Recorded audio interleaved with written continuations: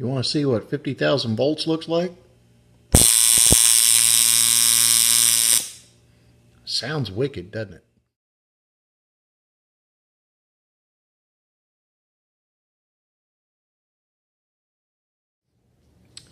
So today, I found another tool that I'd long since forgot that I had.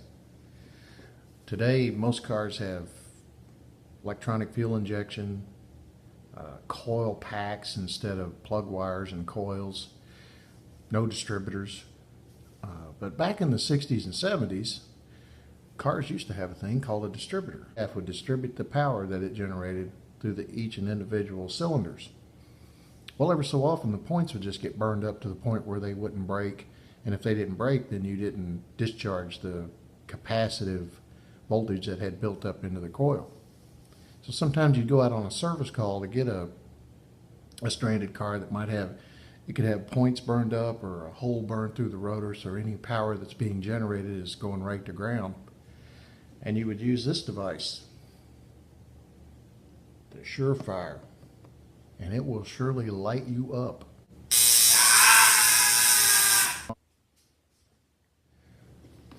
This is the coil wire, or the output of this box. And when you plug this in top of the center of the distributor, you had unlimited amounts, well, up to 50,000 volts of power. As long as there wasn't a hole burnt in the rotor, this power would get distributed as the engine turned over and the distributor turned. This was mostly in case you had something was broke down inside the ignition system, like the points were closed, or the condenser had shorted to ground, or for whatever reason battery voltage wasn't going to the coil, or the coil itself went bad. So you plug this in top of the distributor, take a couple of these leads here, connect to the battery, and you flip the on button, and you generated what you saw earlier. Now, Dad, when he first got this, he was playing with it, and he was holding it back here, and he was big, lightning bolts of, sparks were shooting out of it. And I must have been maybe 13, 14 years old.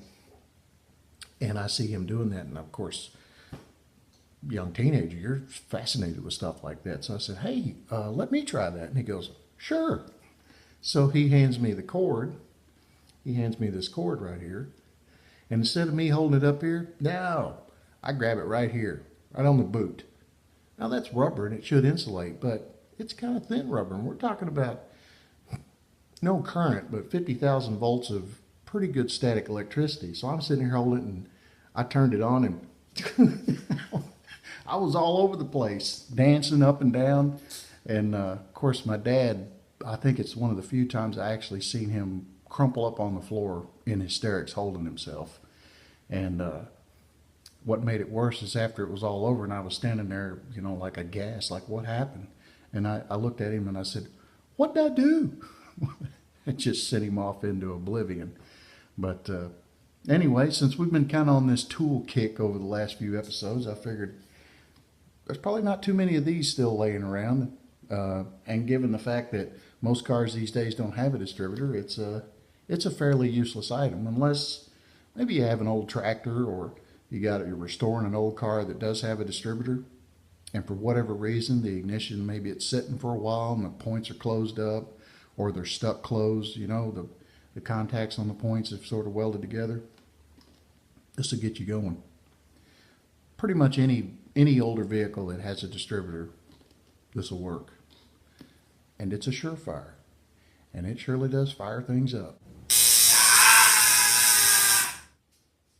This has been another episode of the Curmudgeon Chronicles. We appreciate you watching, and if you like this video, give it the old thumbs up.